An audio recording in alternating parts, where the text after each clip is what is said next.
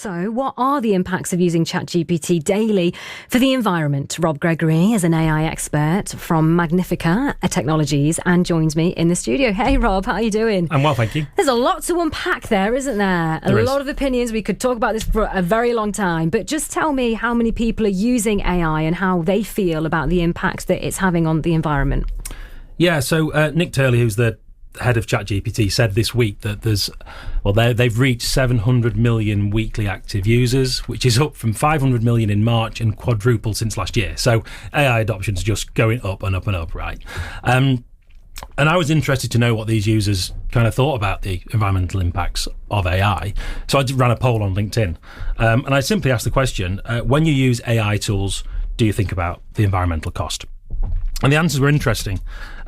A quite large 40% just said, no, I hadn't thought about it, which is, that's why there's a conversation around this, I guess, today.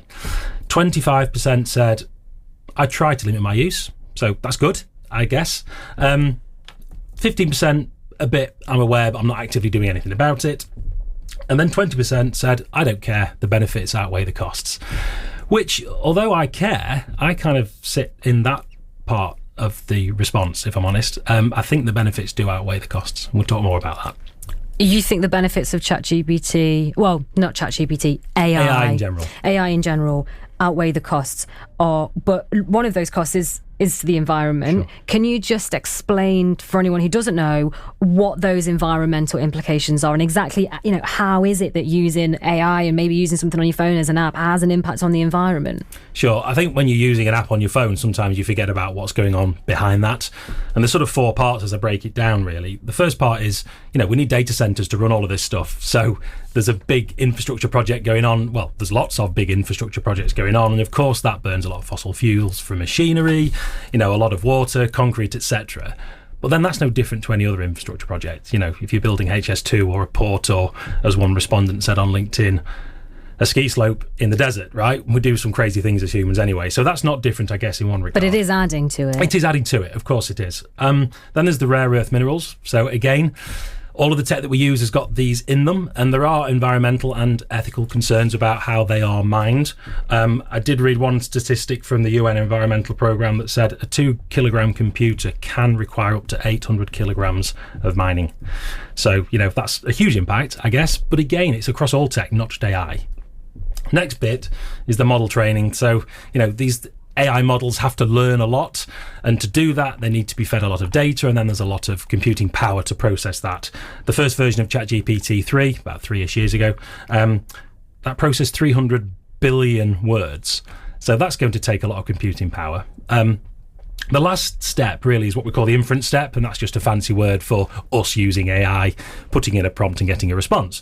And there's a cost to that. It's smaller, but there is a cost every time that you use it. Text responses being the smallest, although the Green Software Foundation does estimate that one text query, can cost between 0.1 and up to 10 grams of CO2. So, one question to ChatGPT isn't a lot, but, with literally billions of queries being made, it of course adds up.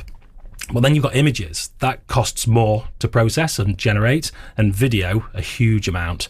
Google launched something called Genie 3 this week, where you can create whole AI worlds, which is wonderful, but that's going to do a lot of computing to kind of get that to work.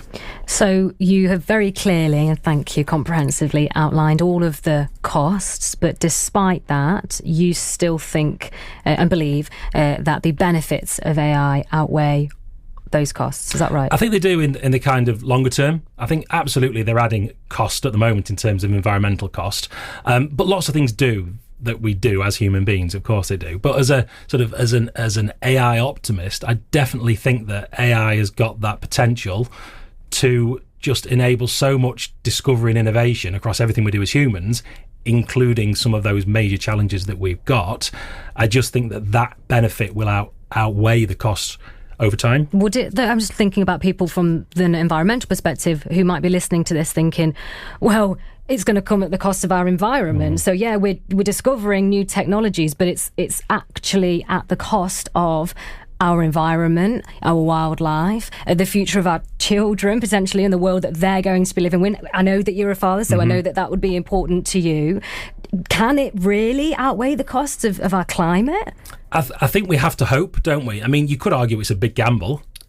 It's a massive gamble. We have to use this technology for good, right? And it is so powerful. And yes, that comes at an environmental cost, but we can do things now so much faster, and we can find things out more quickly using AI. So the scientists and engineers that are trying to work on, better ways to generate energy and to be more sustainable are going to be able to do their work faster. But what's the point of that if you don't? Yeah, what's the point of that if you haven't got a world left, though, Rob? Well, no, this is true. Well, that's why Elon Musk is going to take us to Mars, right?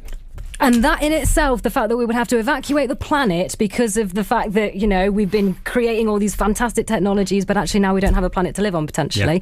Yeah. That's hugely problematic. The other thing to say, though, which is really important, because it sounds like I'm giving you a hard time on it, is that we were at a farm earlier this week, for example, and I spoke to an AI expert who in the world of agriculture, and he mentioned the point that you just mentioned, which was that actually, in terms of efficiencies, AI could be quite beneficial when it comes to understanding the optimum temperature to grow vegetables, for example, and is quite helpful in maybe helping us to tackle global warming issues. And that feels like it's a bit of I don't know, on one side it's helping us with the efficiencies to understand the optimum temperature to grow tomatoes and veg, but on the other side it's actually taking a lot of energy to do that and costing the environment. So what do you do? It's a challenge, of course it is, and of course we would love for everything to be equitable, wouldn't we? That would be fantastic. I mean, I guess in the short term, I think it's hungry for power. Absolutely it is. And would you say that the cost at the moment is outweighing those benefits to the environment? It's hard to know because it's not easy to get all the data, especially because of the big AI tech companies. Of course, they're hiding some of that, so we don't necessarily know the true cost. But yeah, I do honestly believe, I'm optimistic about it, and I think that the technology has got such potential.